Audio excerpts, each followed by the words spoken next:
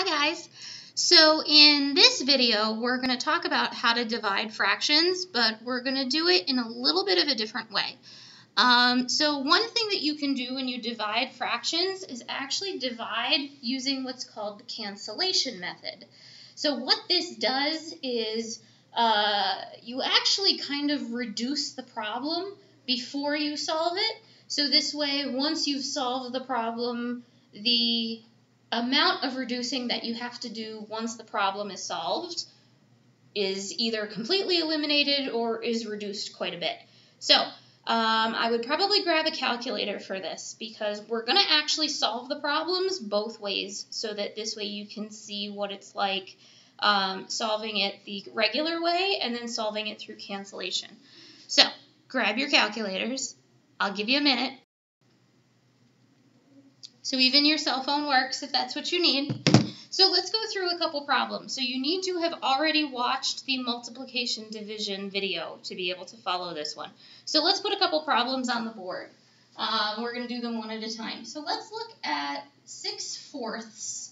So I'm already putting them in improper form instead of putting them in mixed and then going to improper, just to save us a step. And we're going to divide by 12/8. So when we have our division problem, remember our first, sorry if you can't see the dots, they're there, I swear. Remember, our first step is to flip our second fraction, and it's always going to be the second one. And when we flip this, our sign is going to change to multiplication. So 6/4 times 8/12. So since we're multiplying fractions, our normal next step would be to multiply across the top and then multiply across the bottom. So you're going to multiply 6 by 8 and 4 by 12. So 4 times 12 is 48. Hit your calculators if you need to for these. I'm going to give you a second. What's 6 times 8? Yes, it is also 48. I wanted to give you a minute so you didn't think that you were wrong or off or it was weird. So we have 48 over 48. Anytime we have a number over itself, we have to reduce it. So any number over itself is the number 1. So that's how we would solve this normally.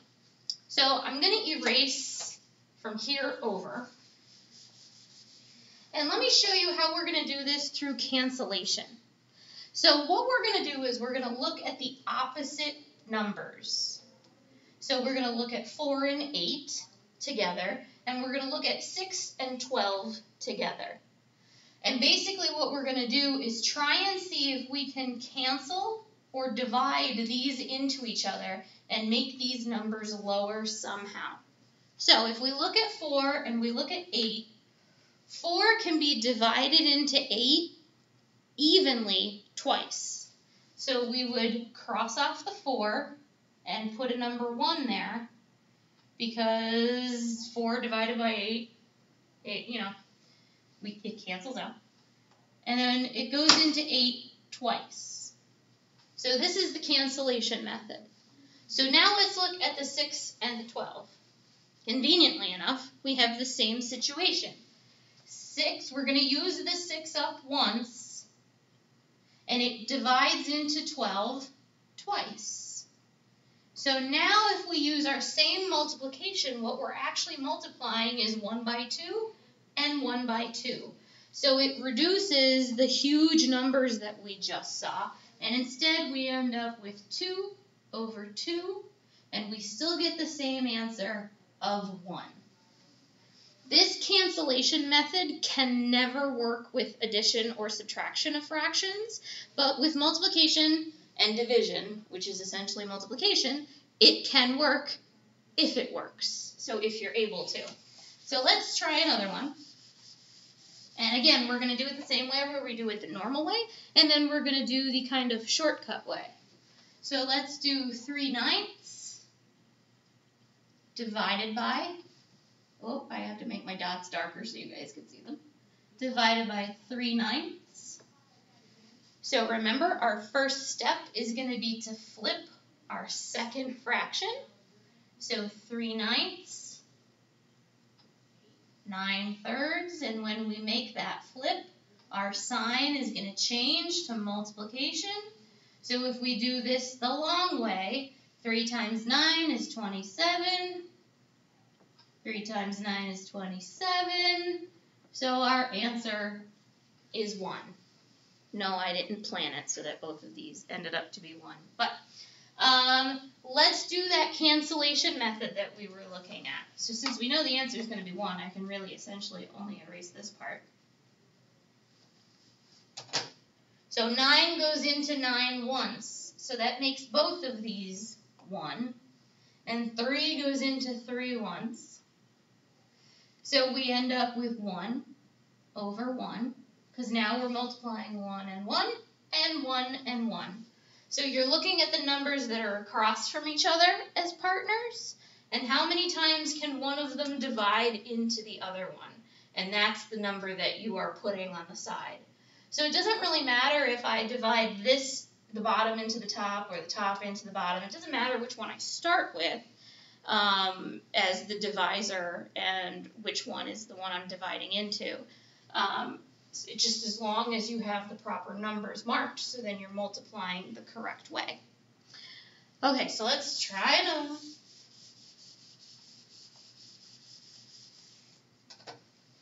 So let's do 2/5. And we are going to divide, of course, since that's the whole point of this. 2/5 divided by 10/15.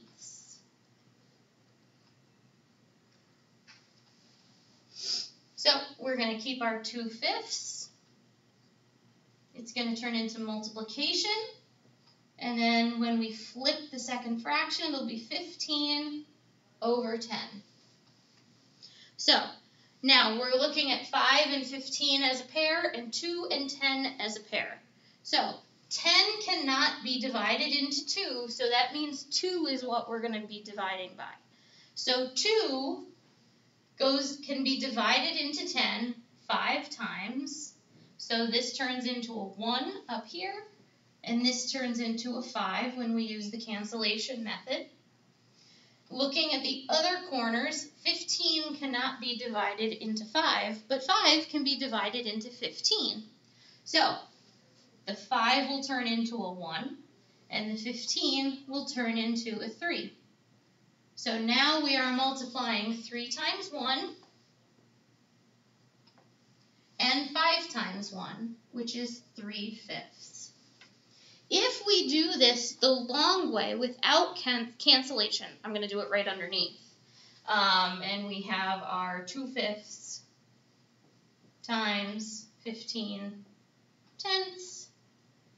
We end up with 30/50ths, which when we divide the top by 10 and divide the bottom by 10 and we reduce, we end up with 3/5. So by canceling, it cuts out this big number and it cuts out our reducing. So if you've noticed so far, when we've used the cancellation method, we really haven't had to reduce at all unless it's turning the same number over the same number into a whole number. So it doesn't matter with division whether you work it with cancellation or you work it the traditional way. For some people, this is really scary, and for some people, they actually really prefer this because, again, then they don't have to reduce as much. Because if you do it the traditional way, these bigger numbers might end up to be pretty scary. So let's do one more. And we're going to do it both ways again so that you can see what I mean by canceling. So let's do 10/4.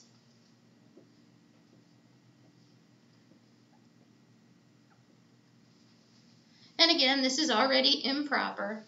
Divided by 17/8. Okay, so this is going to, regardless of what method you're going to choose, this is always going to then turn into 10/4 times 8/17. And this might be where you need your calculator. if we're going to do this the traditional way, and I'm going to grab my calculator too just to make sure my math is right. When we have to multiply 17 and 4, we end up with 68 on the bottom and 80 on top. So now we have to turn this improper fraction into a mixed fraction. So this is going to be 1 and 12/68. And that's a pretty big denominator, so you might be getting nervous because 68 can only go into 80 once. So if this part just confused you, then you need to stop and go back and rewatch the mixed to improper video. That's why I'm not really explaining it that much at this point. But the 12/68 can definitely be reduced. At the moment, if you're stuck and you can't think of what to divide it by, we can at least divide by 2. And we get 1 and 6/34.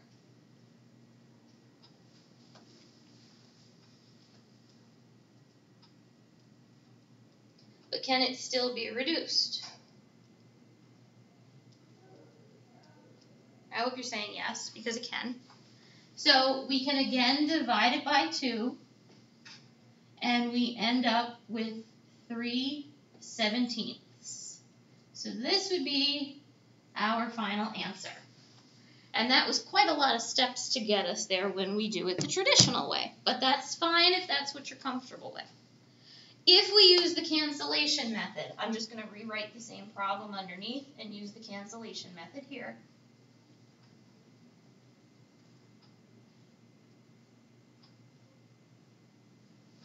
So with 10 and 17, 10 cannot go into 17 evenly.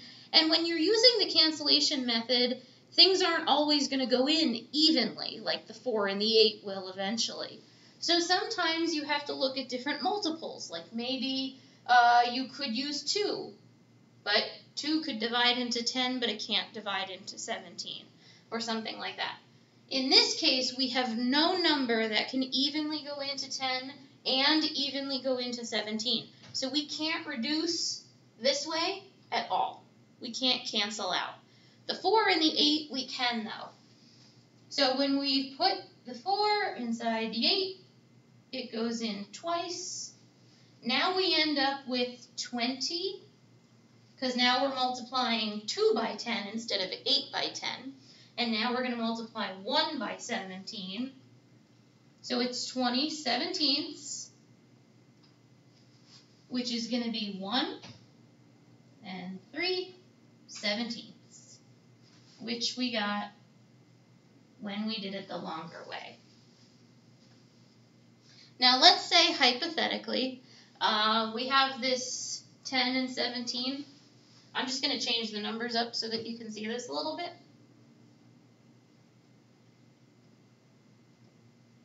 We're not going to actually work the problem out, but I mean we can. I guess we can. I guess we'll just work it out. Let's change these numbers up a little bit.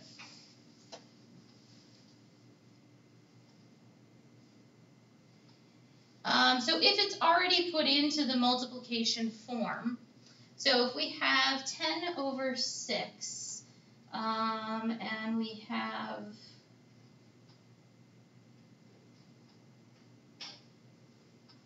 8/15. So really the only thing I changed were my denominators in this case. So now we can still cancel, but nothing is going to cancel out completely.